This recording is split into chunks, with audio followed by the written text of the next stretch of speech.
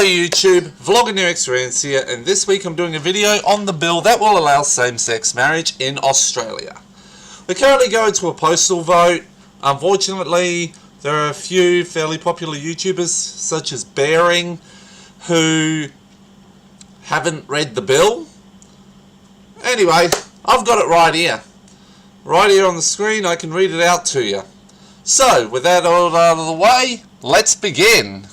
Contents 1. Short title, page 1. 2. Commencement, page 1. 3. Schedules, page 1. Schedule 1. Amendments, page 3. Part 1. Main amendments, page 3. Marriage Act 1961, page 3. Part 2. Amendment to the Sex Discrimination Act 1984, page 6. Sex Discrimination Act 1984, number 6. Part 3. Application and Transitional Provisions, page 7.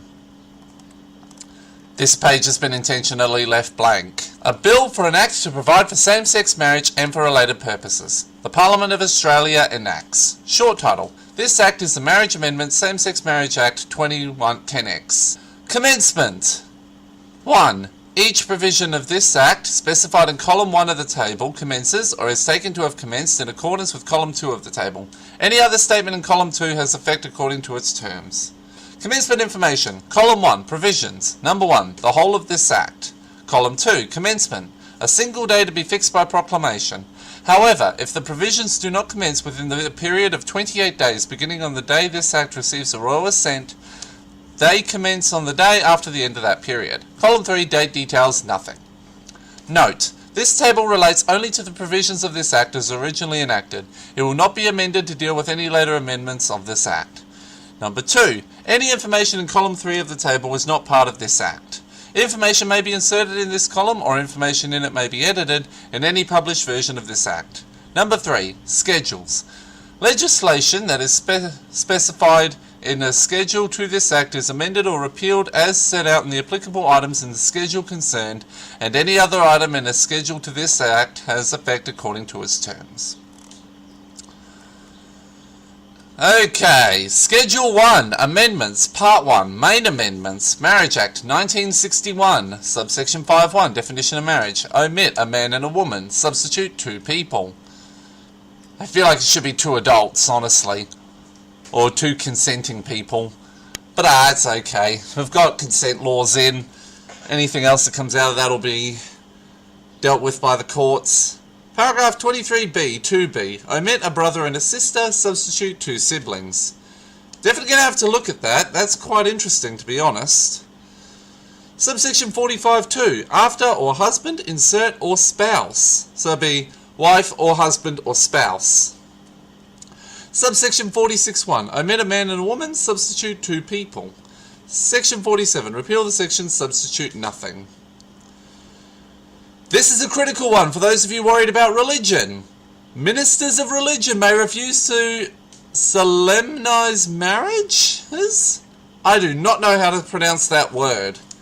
Refusing to solemnize a marriage despite this part. 1. A minister of religion may refuse to solemnize a marriage despite anything in this part. Number 2. In particular, nothing in this part prevents a minister of religion from A. Making it a condition solemnizing a marriage that I. Notice of this intended marriage is given to the minister earlier than this act requires, or II. Additional requirements to those provided by this act are complied with, and B. Refusing to solemnize the marriage if this condition is not observed. Refusing to solemnize a marriage that is not the union of a man and a woman, for example. Number 3. A minister of religion may refuse to solemnize a marriage despite any law, including this part if the refusal is because the marriage is not the union of a man and a woman, and any of the following applies. I. The refusal conforms to the doctrines, tenets, or beliefs of the religion of the minister's religious body or religious organization. So that's going to include Christianity, Judaism, and Islam. II. The refusal is necessary to avoid injury to the religious susceptibilities of adherents to that religion, and III. The minister's conscientious or religious beliefs do not allow the minister to solemnize the marriage. I wonder if that applies interracially as well. Honestly, it wouldn't surprise me if it was. I doubt it though. Grounds for refusal are not limited by this section. Number 4. This section does not limit the grounds on which a minister of religion may refuse to solemnize a marriage. Which tells me I think that there may be some who also refuse to do interracial marriages as well. Before section 48, insert, well, there's nothing there, so let's move on to 47A. Marriage celebrants may refuse to solemnize marriages. A marriage celebrant, not being a minister of religion, may refuse to solemnize a marriage despite any law, including this part, if A. The refusal is because the marriage is not the union of a man and a woman, and B. The marriage celebrant's conscientious or religious beliefs do not allow the marriage celebrant to solemnize the marriage. Grounds for refusal not limited by this section. 2. This section does not limit the grounds on which a marriage celebrant, not being a minister of religion, may refuse to solemnize a marriage. 47B. Religious bodies and organisations may refuse to make facilities available or provide goods or services. This is also even more critical, because again, this is the same thing with the religious freedom problems. You can have all the religious freedoms you have. It's not going to be impeded by this gay marriage thing.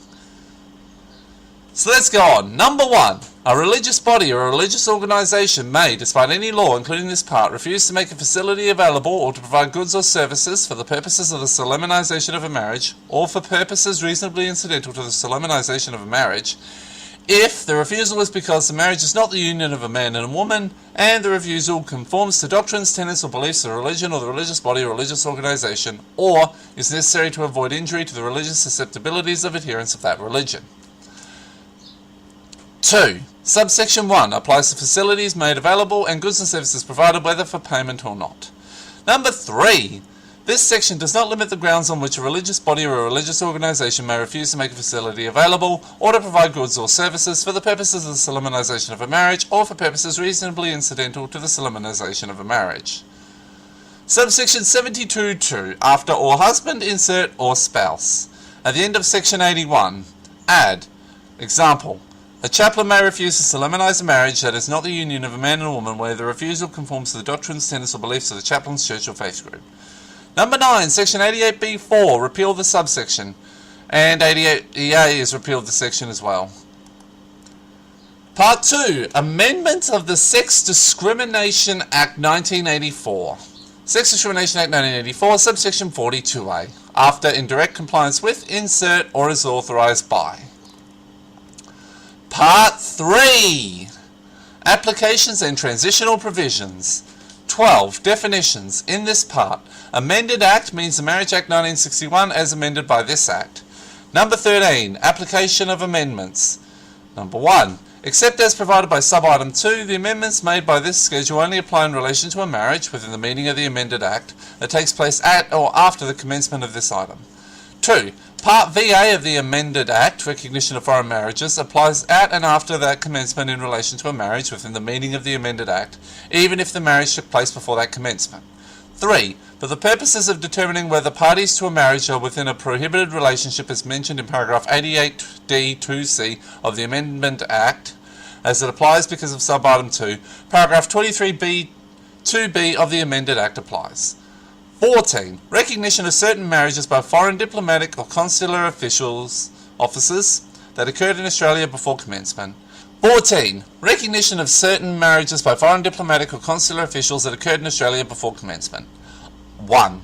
A marriage is recognised as valid in Australia if A. The marriage was solemnised in Australia before the commencement of this item by or in the presence of a diplomatic or consular official of an overseas country, whether or not the country was a proclaimed overseas country at the time the marriage was solemnised, and B. At the time the marriage was solemnised, the marriage was not recognised in Australia as valid because the marriage was not the union of a man and a woman, and II. The marriage was recognised as valid under the law of the overseas country, and C. Had the marriage occurred in the overseas country at the time the marriage was solemnised, the marriage would, after items 9 and 10 of this schedule commence, be recognised as valid under Part VA of the Marriage Act 1961. And finally, 2. In this item, Australia includes the external territories. Diplomatic or consular officials has the meaning given by Section 52 of the Marriage Act 1961. Overseas country has the same meaning as in Division 3 of Part 4 of the Marriage Act 1961, and proclaimed overseas country has the meaning given by Section 52 of the Marriage Act 1961. So what does that mean? Well, that means all your religious protections are still in place. Your freedom of speech and expression, by the way, are actually implied protected by the High Court. So don't worry, you religious folk, you won't have to marry gay people. Same with mosques and all the other places. So, that is my video for this week. I hope you found it interesting. Please rate, comment, share and subscribe, and have a great day, everyone.